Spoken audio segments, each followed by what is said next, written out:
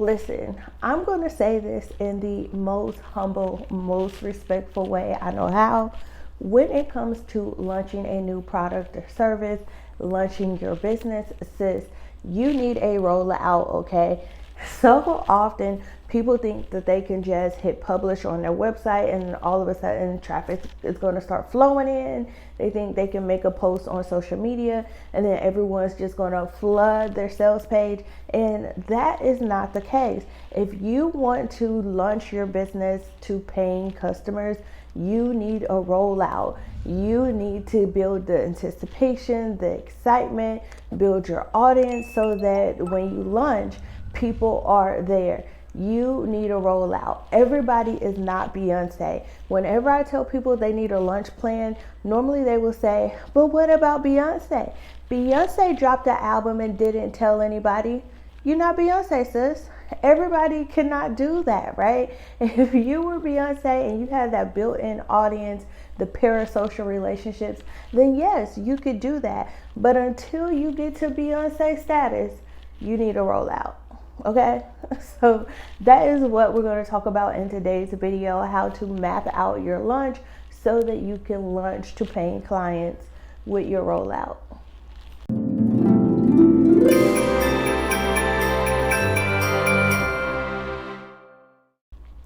Welcome back to my channel. I am Ebony Evaughn, your favorite business coach and launch strategist in these internet streets. I use my educational background, my MBA, as well as my degree in business management, my working professional experience in human resources, instructional design, as well as data analytics, and my near decade of entrepreneurial experience to help other online service providers to grow sustainable online businesses.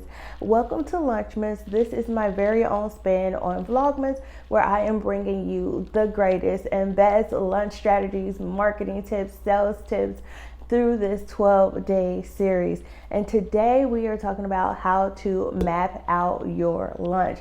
Listen, if you need help with your launch, make sure you drop down into the description box and you check out all of the launch resources that I have there for you. I have some templates. You can book a VIP day with me. And if you're about that life, I do full service launch support too. I can help you regardless of what type of support you need, the level of support you need, all right? But let's get into today's video about how to map out your launch. So in a previous video in this series, I walk you through how to set your launch goal and how to reverse engineer that goal so that you can actually come up with the number of leads that you need to attain your goal and actually reach your sales goal. So in this video, I'm going to walk you through how to set up your launch plan and what you should be doing week to week. Now, I'm not going to go too deep into some of these things you're doing because I have a previous video on my channel where I walk you through your business launch timeline. So I will pin that video up here for you to go check out as well. And I'll also put it in this playlist, and I'll put a playlist with all of these Launchmas videos, okay? All right, so let's start with week number 1 and what is going to happen during that time. For week number 1, you should pretty much be doing everything that I'm outlining in this video for you today. So for week 1, you want to set your launch goal, you want to set your launch date, and you also want to start to map out your launch plan and decide what assets you're going to need, what marketing methods you're going to use, and just all the bells and whistles that you want for your launch, okay? That is what you want to do in week 1. Then you want to roll into week 2, and week 2 is where you start the polling phase of the process. And this is also where you want to start doing the market research, collecting data so that you can understand who's in your audience, and you can also understand what type of product or service that you want to create, and you want to outline your offer. Notice I say you want to outline your offer, right? You don't want to go and create your offer just yet. because you don't want to create something that you think people want, and then when you get ready to launch it, you don't have a market for it, right? That is why in this phase you want to come up with kind of the idea of the product or service that you want to have. And then that way, once you do your market research, you do some interviews, some focus groups, you collect data, you're doing your research to understand your clientele and what their needs are, what their struggles are, so that once you actually create your offer, it is going to be tailored to the specific audience that you are serving. So in week 2, you're going to outline your offer for what you think you should create. Then you're going to tap into the polling phase, where you're just doing your market research. You have your ear to the street to see what your clients are talking about, what their pain points are, what their struggles are, what type of conversations they're having online, offline. And the reason why you're doing that is twofold. It's going to help you when it comes to creating the messaging for your product, the messaging for your social media content, the messaging that you're going to put on your sales page, all the communications that you're going to put out when you actually market the product. But in this phase, this is also helping you to understand what type of product to create, what you need to include to make sure that you're getting results for your client. So hopefully that is making sense. Let me know down in the comments if you have any questions.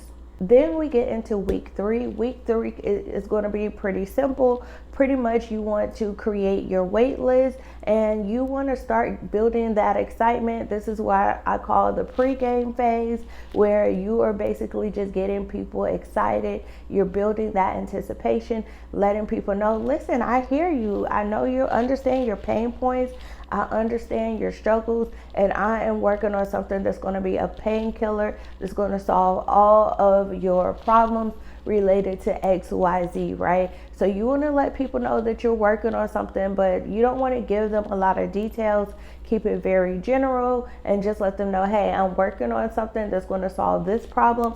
If you want to be the first one to know about it, join my wait list, right? And I have a whole video in this series, well, technically 2 videos, where in one video I'm actually showing you how to set up your waitlist page and write the copy for it, what should be on it, best practices.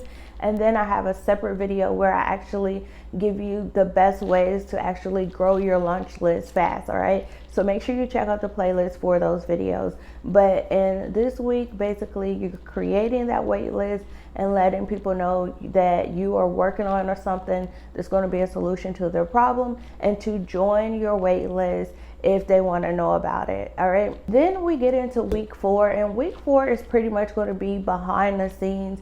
This is where you want to start creating all of your marketing assets, all of the different pieces of your sales funnel. So you have to determine how you're going to market, create your graphics. If you're going to use social media, you want to create your social media posts. If you're using text alerts, then you want to create the copy for your text messages. If you're using chat bots, you want to create the messages for chat bots. If you're using email, you want to write your emails. You want to pretty much start working on all of your marketing assets behind the scenes. Now, I always like to do the behind the scenes process as a 2-for-1, and let that process also become a part of your content, right? So while you're working behind the scenes, you can kind of document your thoughts, your feelings, this journey of you actually creating the product or service, and you can turn that into content as well. You can let people know that you're working behind the scenes, and just invite people along that journey as well. And so that will also help you to get sales as well, because people get a good idea of who you are, and it's going to help you to build that know, like, and trust factor. You also want to set up your payment processor for however you're going to collect payments, and your delivery system. So if you're going to be using a course, if it's a digital download, you want to make sure that you set up the delivery system so that all of those pieces are going to be working when you actually do launch your product or service. All right, so once you roll into week 5, you are going to pre-game some more. This is all about building that excitement and anticipation So what you want to do is, last week in week 4, when you were creating your marketing graphics, you were creating and scheduling your social media content, your emails, you want to start dropping hints about what you're working on. This is where you want to share those pictures of the behind the scenes of what you're doing. You could post a picture of your laptop with you actually creating the product, or a picture of you on your laptop, writing and planning your emails, you working on your lunch strategy. You want to start dropping more hints, giving little cookie crumbs, kind of letting people know just a little bit more about your process and what you're working on and what they're going to be able to get soon and how you're going to help them solve their problem. That is pretty much what you're doing in week 5. Week 5 is really just like pre-gaming, and I call it the pre-game phase because it's exactly what it sounds like. It is when, when you were in college and you were getting ready to go to the club, you couldn't afford no $12 drinks back then. So you would go to the liquor store, get your little 𝗪𝗂𝗋𝗃, and then you would pre-game before you went to the club. So that is the same thing when it comes to your lunch. The pre-game is just basically getting your audience hyped before your actual lunch comes. And so in this process of you getting them hyped, you're still going to be inviting people to join your wait list, okay? From this point forward, once your wait list is set up, you should always be inviting people to join the wait list. Then you go into week 6, and week 6 is when you want to do your pre-launch. So you know how you have been building your wait list, you've been collecting those emails, you've been hyping them up about what it is that you have to offer. The pre-launch is where you do kind of an unofficial soft launch to a small group of people. And typically when I launch to a small group of people, it is the people that are on my wait list. So typically I will launch to the wait list maybe a week before, maybe 4 days before I launch to the general public, and I will give them some type of incentive. So I may give them a special bonus, I may give them a special discount, I may give them some type of free gift because they were on the wait list. Or sometimes just having early access is a gift or incentive as well, right? So the possibilities are really endless, but you want to make your wait list feel special and feel like there's some type of exclusivity because they joined the wait list. Also during this week, because you're doing your soft launch, this is also going to be a way for you to test out everything. You can test out your messaging, you can test out your tech, you can make sure your sales system is working, your delivery system is working, and all the different components of your sales funnel are funneling, all right? Everything is doing what it is supposed to do. So this is another reason why I encourage people to always do a pre-launch, because if there are any kinks that you need to work out, you can do that with a small audience versus you just launching to the public and then now you have all these people going to your website and it shuts down or something doesn't work. There's a piece of your sales funnel that is broken and everyone has to get stuck there. So when you do your soft launch, it's going to allow you to test out your entire process from end to end.